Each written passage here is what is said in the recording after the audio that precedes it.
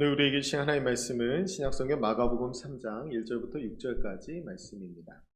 신약성경 마가복음 3장 1절부터 6절까지 말씀을 우리 다 같이 자리에서 일어나셔서 우리 하나님을 경외하는 마음으로 한 목소리로 같이 읽겠습니다.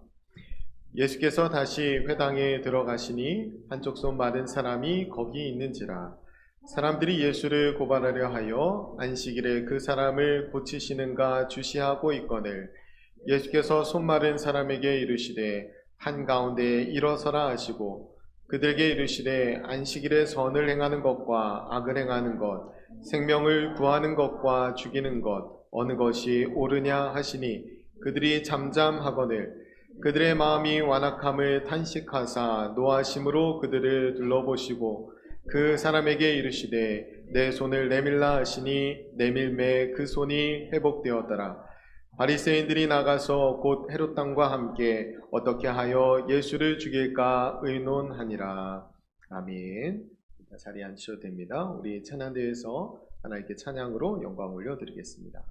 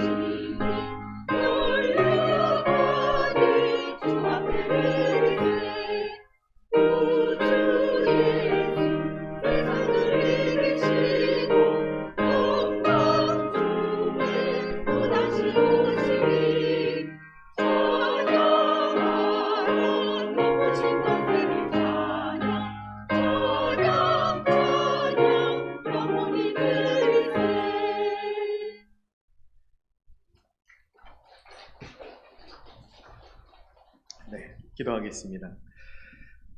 크고 높으신 주님의 이름을 찬양합니다. 언제 어디서든 그 거룩한 이름을 찬양하며 살아가는 저희들이 되게 하여 주옵소서. 이 시간에 우리 찬양대가 올려드린 찬양 또 함께 마음을 모아 우리 모두가 올려드린 찬양을 주님께서 기쁘게 받으신 줄을 믿습니다.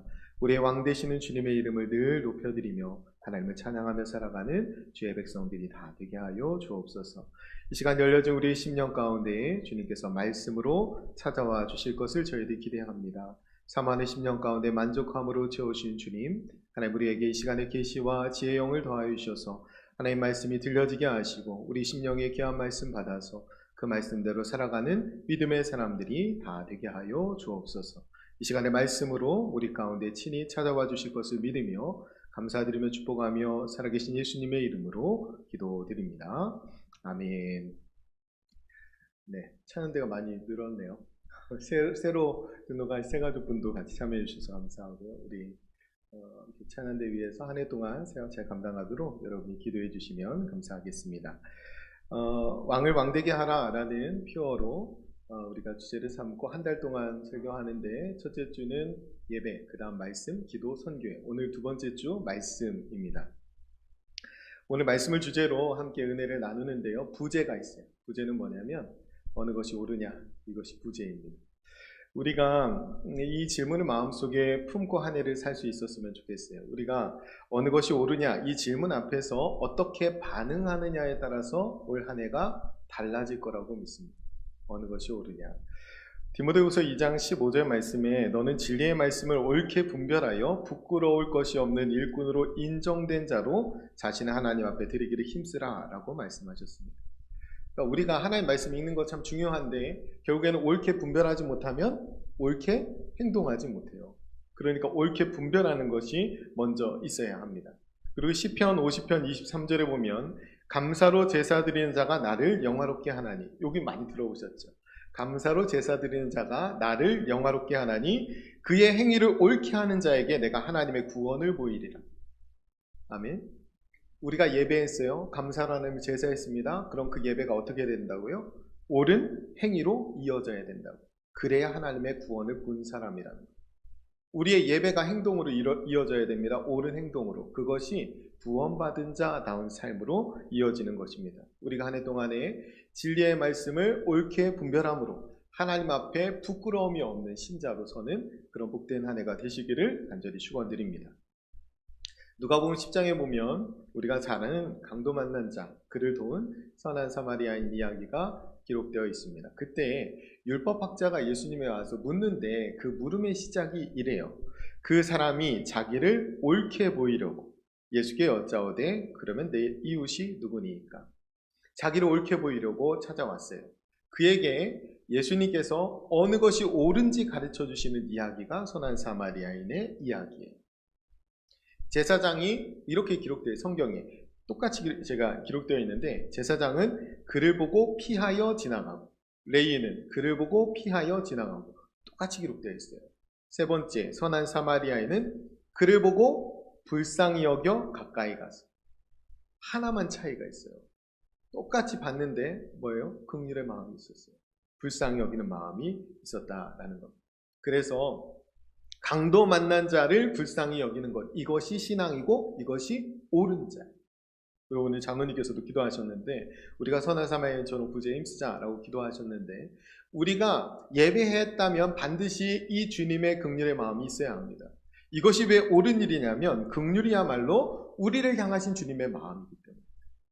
그러면 우리가 예배의 자리에서는 결국 우리가 구속사를 재경험하는 것인데, 하나님이 우리를 구원하신 그 십자가의 사역을 경험합니다.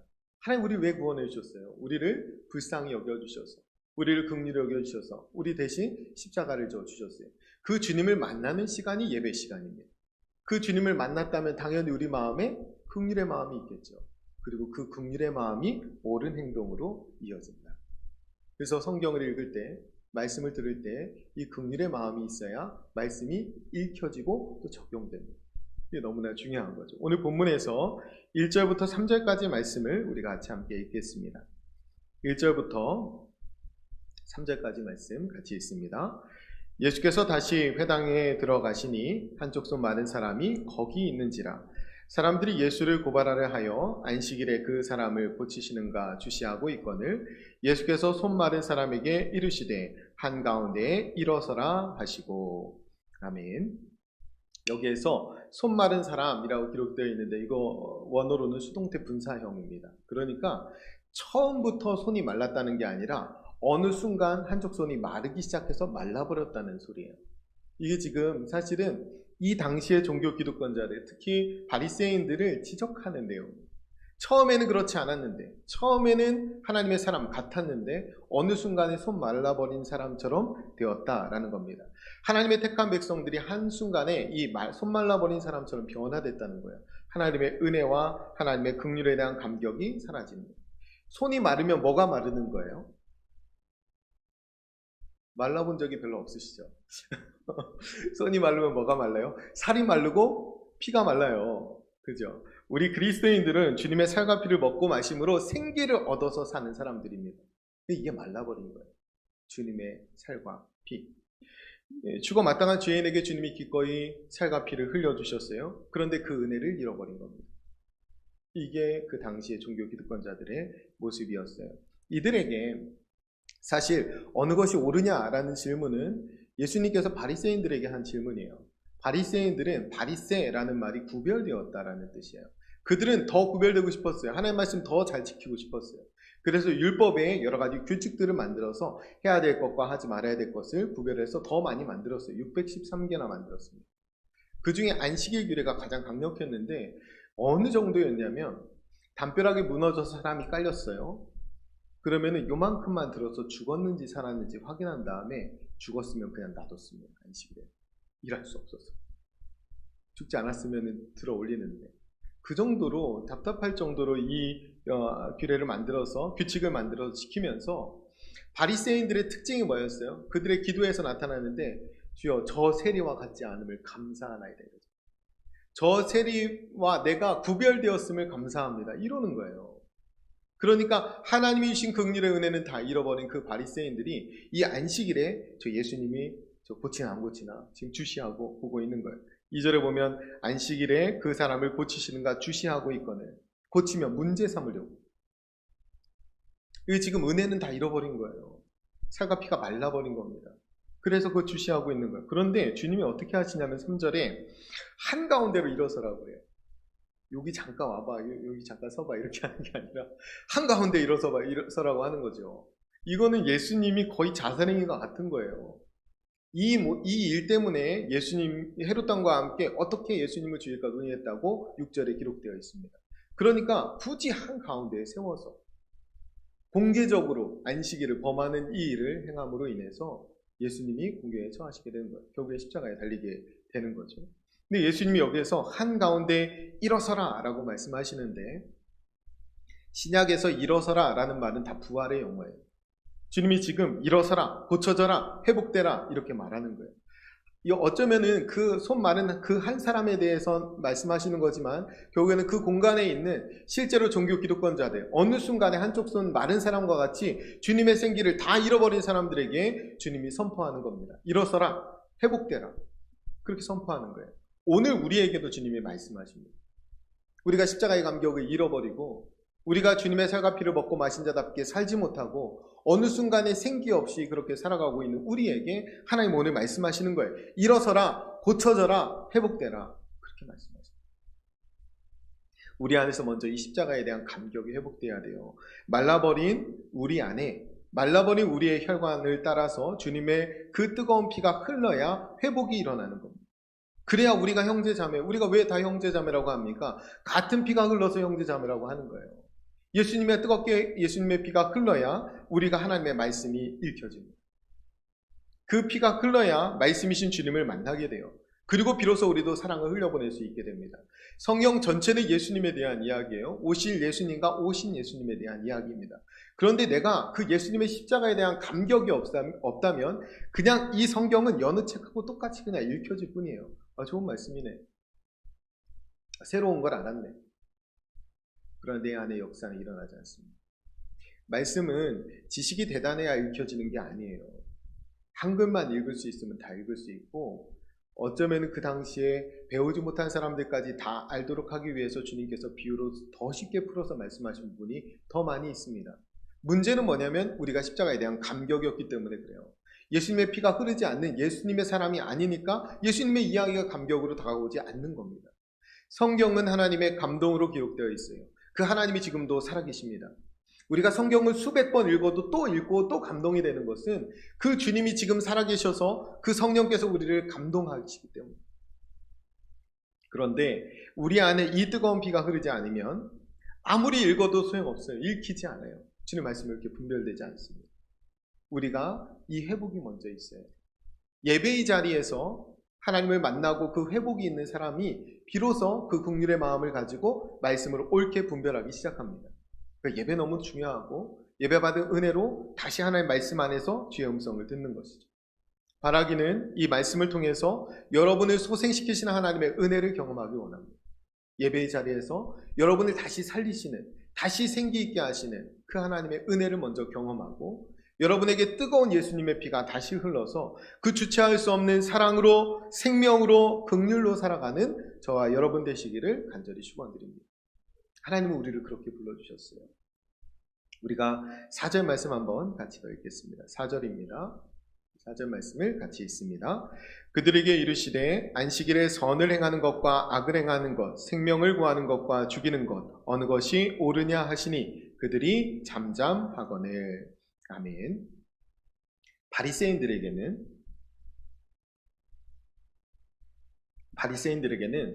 율법을 지키는 것이 선이고 율법을 범하는 것이 악이에요. 그런데 우리 주님은 이 선악을 어떻게 바꾸시냐면 생명을 구하는 것과 죽이는 것으로 바꾸셔요. 그 다음에 물으시는 거죠. 어느 것이 옳으냐. 우리가 교회 안에서 신앙생활하면서 곧잘 하는 질문들, 스스로나 남에게나, 이게 맞아요, 틀려요? 전에는 이렇게 안 했는데 이게 맞아요, 틀려요? 이 말을 훨씬 많이 합니다. 우리가 이게 옳은지 그른지, 하나님 앞에서 어느 것이 옳은지 분별하면서 신앙생활을 해야 되는데 맞는지 틀리는지 다 내가 전에 해오는 게 맞아요. 그렇죠? 그런데 우리는 옳은 길을 따르는 사람들입니다. 교회는 큰 교회, 작은 교회가 있는 것이 아니라 옳은 길을 따르는 교회가 있고 그렇지 않은 교회가 있어요. 신자도 마찬가지입니다. 옳은 길 따르라 의의 길을 우리가 찬양하잖아요. 주 예수가 오시는 날까지 걸어가야 돼. 그 길을 걸어가는 참된 신자가 있고 그렇지 않은 신자가 있습니다. 교회의 존재의 이유는 영혼을 구원하는 일이에요. 영혼을 살리는 일입니다. 그렇다면 우리의 관심은 늘 살리는 편에 서 있어야 돼요. 우리의 관심이 늘 살리는 쪽에 서 있어야 합니다. 어떻게 하면 사람을 살릴 수 있을지, 어떻게 하면 생명을 구할 수 있을지 우리가 그것에 관심을 늘 가지고 있어야 돼요. 그런 삶을 살았는지 우리가 한 주간의 삶을 돌아봐야 합니다. 나는 살리는 말을 많이 했는지, 나는 죽이는 말을 많이 했는지, 나는 위로하고 격려하는 말을 많이 했는지, 그렇지 않은 말들을 많이 하고 살았는지 우리 스스로를 돌아봐야 합니다. 조금 더 친절할 수는 없었던가, 조금 더 온유할 수는 없었던가, 조금 더 느긋하게 여유로울 수는 없었던가. 저 스스로에게 하는 말. 여러분, 한 해를 다 지나가 우리가 새해를 맞이하지만 늘 한 해를 다 지나가는 즈음에 후회되는 내용들은 대부분 이런 것들입니다. 이것은 우리의 방향이 그 순간에 어느 것이 옳은지 분별하면서 생명으로 맞추어지지 않을 때 우리는 넘어지게 돼요. 그래서 후회하게 되는 것입니다. 우리 연약한 우리에게 하나님은 그래서 말씀을 주신 거예요. 말씀을 주시고 이 말씀을 주신 목적을 모든 성경은 하나님의 감동으로 된 것으로 교훈과 책망과 바르게 함과 의로 교육하기에 유익하다라고 말씀해 주셨어요. 우리가 어느 것이 옳으냐라는 이 질문을 간직하고 책망을 받는 거예요. 의로 교육을 받는 거예요. 내가 바르게 되는 겁니다. 내가 옳은 길을 택해서 걸어갈 때 바르게 되는 거예요. 옳지 않은 길을 걸어갈 때 책망받아야 됩니다. 이것이 하나님 우리에게 말씀을 주신 이유입니다. 그러니까 말씀을 읽는 것은 쉬워요. 한글만 알면 다 읽을 수 있어요. 이해하는 것도 쉽습니다. 그런데 그 말씀을 가지고 어느 것이 옳은지 분별하면서 살아가는 것은 대단히 어렵습니다. 그래서 말씀을 때로는 무겁고 아프게 받아야 돼요. 제가 말씀을 무겁고 아프게 간직해야 된다라고 생각합니다. 그래야 배우고 확실한 일에 거할 수 있어요. 그래야 하나님이 우리를 책임져 주실 수 있습니다. 우리가 배우고 확실한 일에 거해야 하나님이 우리를 책임져 주실 수 있는 거예요. 우리를 통해 놀라운 일을 하시는 것이죠. 우리가 말씀을 간직해야 하나님 말씀하시죠. 성령께서 우리에게 하신 일은 예수님 말씀하시기를 그가 오시면 내가 말한 모든 것을 생각나게 하리라. 주님 말한 모든 게 뭐예요? 그 성경 말씀입니다. 우리가 말씀을 간직하고 어느 순간이든 어느 것이 옳은지 분별하며 살아갈 때 그때 성령께서 우리에게 말씀해 주신다는 거예요. 답을 주신다는 거예요. 그 음성을 우리가 듣는 것입니다. 성경의 여러 위대한 인물들도 이 질문을 간직하고 아픈 시간들을 지나갔어요. 그 여러 인물들이 있지만 위대하기까지는 아닌데 요나를 먼저 생각해 보면 요나가 딱 그러잖아요. 요나한테 하나님이 그러잖아요. 너가 성내는 것이 옳으냐? 이렇게 묻잖아요. 그러면 어느 것이 옳은가? 이렇게 생각해야 인지상정이고 정상적인 선지자일 텐데 요나가 뭐라고 합니까? 내가 성내다 죽을지라도 옳습니다. 그래요. 이래서 이 요나서가 더 기록이 안 됐어요. 분명히 저는 요나가 회복되고 그리고 그의 과오를 기억하면서 물고기 뱃속에 들어갔던 그 기억들을 가지고 어느 것이 옳은지를 하나님 앞에 질문하면서 살았을 거라고 기대하고 믿고 있습니다. 그런데 그렇게 하고 끝났어요. 요나 이야기가. 그래서 요나는 퍽 훌륭한 사람은 아닌 거로 우리가 알고 있죠. 그런데 바나바나 바울 뭐 이런 사람들은 훌륭한 사람들이잖아요. 근데 이런 사람들도 그랬어요. 우리가 오늘 읽고 있는 이 복음서를 기록한 마가도 그렇고요. 여러분 잘 아는 바나바와 바울이 대판 싸운 이야기가 있어요. 그게 이제 사도행전 15장 37절 41절에 기록되어 있는데 제가 천천히 한번 읽어드릴게요. 바나바는 마가라 하는 요한도 데리고 가고자 하나 바울은 밤빌리아에서 자기들을 떠나 함께 일하러 가지 아니한 자를 데리고 가는 것이 옳지 않다 하여 서로 심히 다투어 피차 갈라서니 바나바는 마가를 데리고 배 타고 구브로로 가고 바울은 실라를 택한 후에 형제들에게 주의 은혜의 부탁함을 받고 떠나 수리아와 길리기아로 다니며 교회들을 경고하게 하니라. 아멘. 물론 결과적으로 교회는 경고하게 됐어요. 그런데 이들이 이 성경은 뭐라고 기록되어 있냐면 옳지 않다 하여 서로 심히 다투어 피차 갈라섰다. 옳지 않은 거 이거 옳고 그름을 따지는데 지금 이 선교사들이 지금 다투는 것이 옳아요? 이 안디옥 교회에서 특별히 이 두 사람을 선교사로 파송했습니다. 그런데 중간에 길 가다가 중간에 싸우고 갈라져서 남남됐어요. 이 일이 참 성경에 기록되어 있는데 이후의 일을 한번 상상해 보면 저는 이들이 그 안에 이 옳지 않은 일을 한 거잖아요. 그래서 이것이 마음속에 계속 남았을 거라고 생각해요. 저도 목회자가 된 다음에도 실수를 너무 많이 하죠. 그런데 그게 계속 아프게 남아요. 화를 내고 그런 것들 아프게 남죠.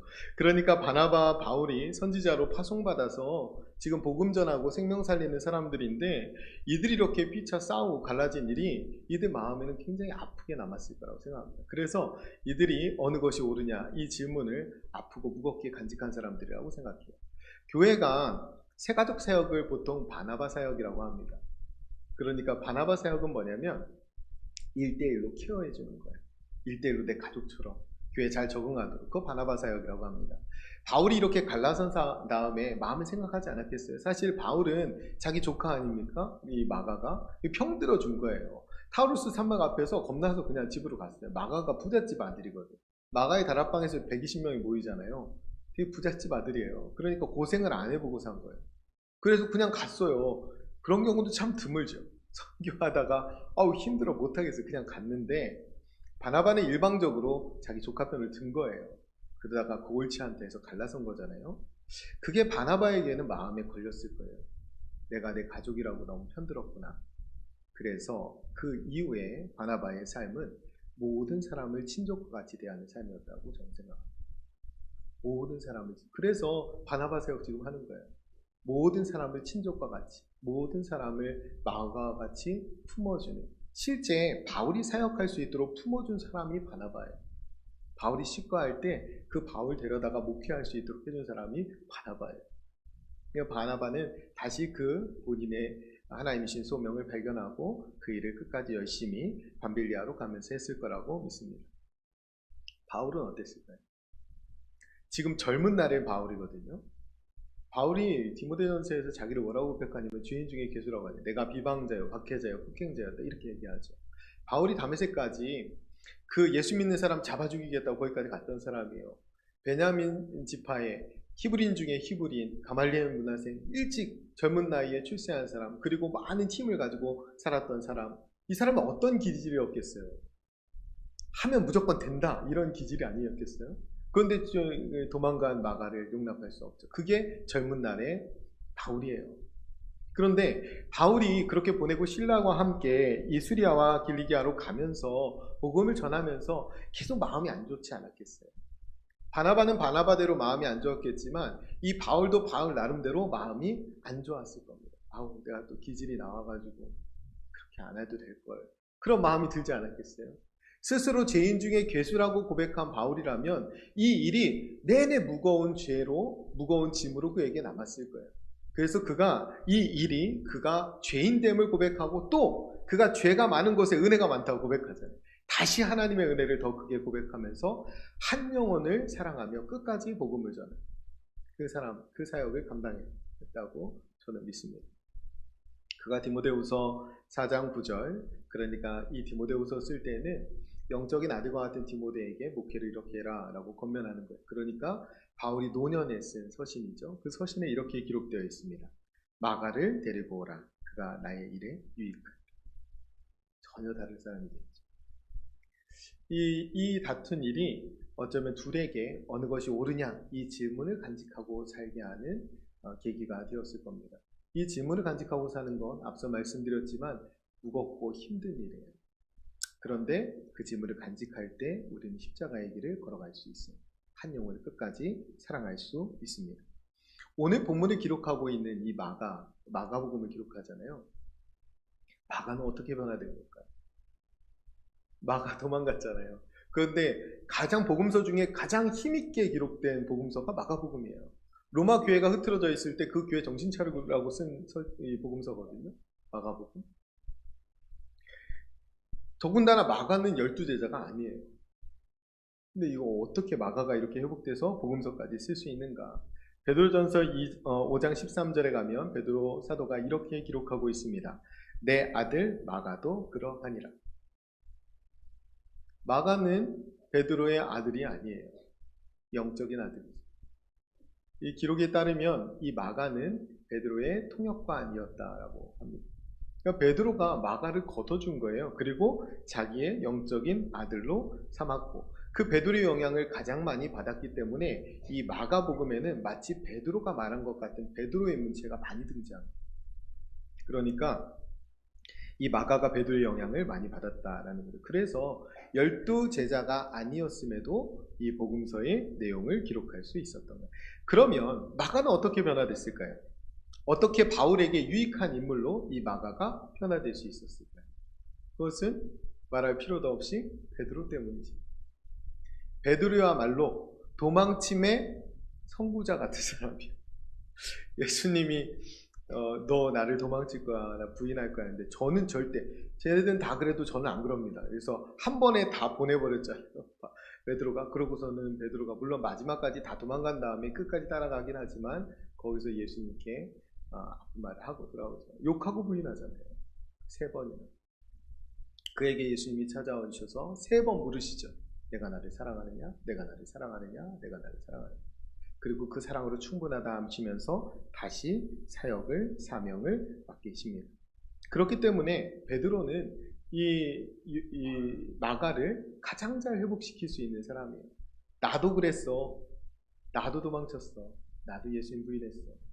그 얘기를 해줄 수 있는 사람, 그 사람이 베드로입니다. 그래서 마가를 일으켜 세운 거예요. 옳지 않던 행동을 했던 이 베드로에게 어느 것이 옳은가, 어느 것이 옳으냐라는 질문, 그 질문은 늘 마음에 남을 수밖에 없죠. 그래서 다시는 주님을 부인하지 않으리. 그렇게 베드로가 사역 현장에 달려나갈 때 그가 마지막에 십자가에 거꾸로 달려 죽기까지 그는 예수님 부인하지 않습니다. 그에게 어느 것이 옳으냐 이 질문을 무겁게 간직하고 살았을 거라고 저는 분명히 믿습니다. 우리가 다 약해요. 이 질문을 안고 우리는 다 넘어지게 될 겁니다. 이 질문 앞에 우리는 책망받게 될 거고 이 질문 앞에 우리는 무너지게 될 겁니다. 그런데 그런 후에 우리가 다시 십자가의 길을 갈 수 있어요. 주님이 베드로에게 와서 베드로가 이제 고기나 잡으러 가야 되겠다. 주님은 이제 십자가에 죽으시고 그렇게 갔을 때 주님은 다시 베드로에게 찾아가 주시잖아요. 그때 주님이 찾아가셔서 베드로를 뭐라고 부르시냐면 바요나 시모나 이렇게 부르십니다. 베드로라는 이름은 주님이 지어주셨어요. 그 이름 뭐예요? 반석입니다. 근데 베드로가 지은 반석 같지 않죠. 무너졌죠. 그에게 가서 뭐라고 하냐면 요나의 아들 시모나 이렇게 불러요. 그러니까 베드로는 넘어지면 안 돼요. 그런데 바요나 시몬, 요한의 아들 시몬은 넘어져도 돼요. 그래서 주님이 그렇게 불러주시는 거예요. 우리가 어느 것이 옳으냐 이 질문을 갖고 넘어져도 괜찮습니다. 주님이 오셔서 다시 우리를 일으켜 주시는 거예요. 한가운데로 일어서 그렇게 말씀하시면서 다시 회복시켜 주시죠. 여러분 이것을 여러분 두려워하지 않았으면 좋겠습니다. 모든 이 위대한 사도들도 다 거친 길이에요. 그러나 이 질문을 간직하느냐 간직하지 않느냐에 따라서 인생은 달라지게 됩니다. 어느 것이 옳으냐 이 질문 속에서 바른 십자가의 길을 걸어가는 저와 여러분 되시기를 간절히 축원드립니다. 하나님 우리를 그 길로 불러주셨어요. 한 사람 한 사람을 품어서 굳게 세워갈 때 하나님의 교회를 든든히 세우는 일꾼이 되는 거예요.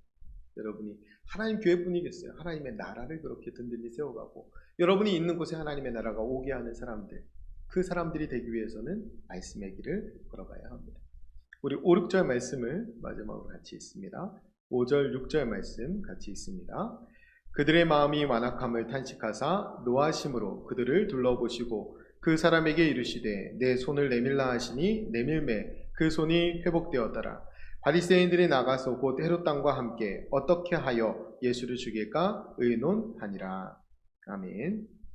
예수님의 앞서 왔던 인물이 있어요. 그 누구냐면 세례 요한. 세례 요한을 향해서 예수님 뭐라고 말씀하시냐면 여자가 난 자 중에 가장 큰 자다. 대단한 칭찬이죠. 그 세례 요한이 어떻게 됩니까? 참수형을 당합니다. 세례 요한이 뭐 대단한 사역을 펼치기도 전에 예수님이 오시기만 예비하고 그냥 죽어버려요. 그런데 그 세례 요한이 왜 죽은 줄 아세요? 세례 요한이 헤롯 왕에 가서 말하잖아요. 너 그거 옳지 않다. 이 말 때문에 죽어. 동생이 안에 취한 거 옳지 않다. 이거 마가복음하고 마태복음에 똑같이 기록되어 있어요. 앞에 내용은 조금 달라요. 동생이 아내, 남의 여자 이렇게 나오는데 똑같이 나오는 문장은 뭐냐면 옳지 않다예요. 옳지 않다. 이 말에서 죽는 거예요. 그가 광야에 나가서 세례를 선포하면서 회개를 선포하면서 말할 때 너희들이 그렇게 가는 거 옳지 않다라고 선포했던 사람이에요.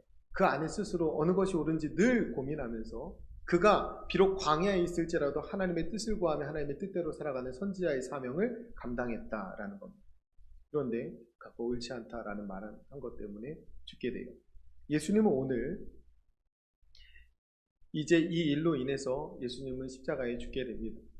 바리새인과 헤롯 당은 거의 독립운동가와 친일파와 만나는 것과 같은 거예요. 이건 거의 같이 만날 수 없는 집단이 만나서 이제 예수를 죽이려고 논의합니다. 이렇게 해서 예수님이 십자가에 죽게 돼요. 예수님이 십자가의 형을 당하는 것, 세례 요한이 참수형 당했듯이 예수님이 십자가의 형을 당하는 건 뭐 때문입니까? 바리새인들에게 던진 질문 때문이에요. 어느 것이 옳으냐? 이 질문 속에는 너희들 옳지 않다. 이 질문이 포함되어 있지. 그것 때문에 예수님이 죽게 되는 겁니다. 어느 것이 옳으냐라는 질문 속에 바른 십자가의 길을 걸어가는 것은 너무 어렵습니다. 예수님 말씀에 순종해서 그분을 따라 살아가는 것, 어느 것이 옳으냐라는 이 질문을 갖고 살아갈 때 내가 옳은 길을 걸어가는 것은 다른 사람에게 그 길은 옳지 않다라고 선포하는 것이기도 합니다. 그래서 이 길은 위험합니다. 세례 요한도 그랬듯이, 예수님 그랬듯이 이 길은 위험한 길이에요. 그런데 하나님이 우리를 이 일을 위해서 먼저 불러주셨어요. 이게 우리의 소명이고 사명입니다. 하나님 우리를 이 길을 걸어가게 하기 위해서 불러주셨다는 사실을 우리가 잊지 말아야 합니다. 우리는 내 뜻대로 내 마음대로 사는 인생이 끝장난 사람들이에요. 나는 죽고 예수로 살겠다는 결단을 산 사람들입니다. 왕을 왕되게 하는 일을 여러분 가볍게 받지 않으셨으면 좋겠습니다. 우리가 왕을 왕되게 하는 일은 내 목숨을 걸고 사명을 다하는 길입니다. 그 길로 하나님이 우리를 불러주셨어요. 그분께서 올 한 해 동안의 말씀으로 우리를 찾아오셔서 어느 것이 옳으냐라고 물으실 때 그분이 진정 왕이시라면 우리가 사랑하는 길, 생명을 살리는 길, 거룩한 길을 용기 있게 택하는 저와 여러분 되시기를 간절히 축원드립니다. 기도하겠습니다. 우리 기도할 때 이렇게 기도할게요. 진리의 말씀을 옳게 분별하며 옳게 행하게 해 주옵소서. 말씀을 통해 우리를 소생시키시는 하나님의 은혜를 경험하게 해 주옵소서. 어느 것이 옳으냐 그 주님의 질문 속에서 끝까지 바른 십자가의 길을 걷도록 우리에게 믿음과 용기를 더하여 주옵소서. 우리 그렇게 간절히 결단하면서 통성으로 기도하겠습니다. 기도합니다. 내려오신 아버지 하나님 감사합니다. 우리의 예배가 반드시 옳은 행동으로 이어져야 함을 저희들 깨닫습니다. 진리의 말씀을 옳게 분별하고 옳게 행함으로 하나님 앞에 부끄러움 없이 서는 그런 한 해가 될 수 있도록 도와주옵소서. 말씀을 통해 우리를 소생시키시는 하나님의 은혜를 경험하게 하여 주시옵소서. 주체할 수 없는 생명력으로, 주체할 수 없는 사랑으로, 긍휼로 살아가는 저희들 되게 하여 주시옵소서. 하나님, 우리 왕이 되십니다. 하나님을 왕으로 모시고 왕을 왕되게 하는 복된 한 해를 살아가기를 저희들 원합니다. 왕이신 주님께서 우리에게 어느 것이 옳으냐라고 물으실 때에 사랑하는 길, 생명을 살리는 길, 거룩한 길을 택하는 우리들이 되게 하여 주시옵소서. 우리의 가정과 교회와 일터에 하나님 왕으로 통치하여 주셔서 하나님의 뜻대로 걸어가는 믿음의 백성들 되게 도와주시고, 우리가 말씀을 통하여 살아계신 주님을 증거하고 드러내며 살아가는 믿음의 백성들이 되게 하여 주시옵소서. 아버지, 녹록지 않은 이 길을 걸어갈 때 하나님 우리에게 십자가의 능력을 부어 주시옵소서. 예수님도 기도하며 걸어가셨던 이 길을 저희도 기도하며 우리의 자아를 꺾고 오직 하나님 앞에서 우리의 뜻을 고집하는 것이 아닌 하나님의 뜻 앞에 우리의 뜻을 꺾고 하나님 앞에 순종하며 걸어가는 믿음의 백성들 되게 하여 주시옵소서. 말씀으로 우리를 찾아와 때로는 책망하시고 교훈하시고 의로 바르게 하시는 그 하나님의 은혜를 말씀 가운데 경험할 때마다 하나님 우리의 인생을 책임져 주시고 우리의 걸음을 이끌어 주시는 하나님, 그 하나님을 경험하는 복된 한 해가 되게 도와 주시옵소서. 말씀만이 우리의 이정표가 되게 도와 주시고 그 기록된 말씀 밖으로 벗어나지 않는 은혜를 우리 모두에게 허락하여 주시옵소서. 하나님 아버지, 주님의 뜨거운 피가 흐를 때 말씀이 읽혀지는 줄 믿습니다. 주님의 긍휼의 마음이 있을 때 말씀이 들려짐을 깨닫습니다. 말라버린 우리의 혈관을 따라 주님의 뜨거운 피가 다시 흐르게 해 주옵소서. 십자가 사랑과 은혜에 대한 감격을 회복시켜 주시옵소서. 그래 어느 것이 옳으냐 물으실 때에 주저없이 말씀의 길, 십자가의 길을 택하는 저희가 되게 하여 주옵소서. 우리를 통해 생명의 역사를 일으켜 주실 것을 믿으며 살아계신 예수님의 이름으로 기도드립니다. 아멘. 우리 찬송가 200장 찬양합니다.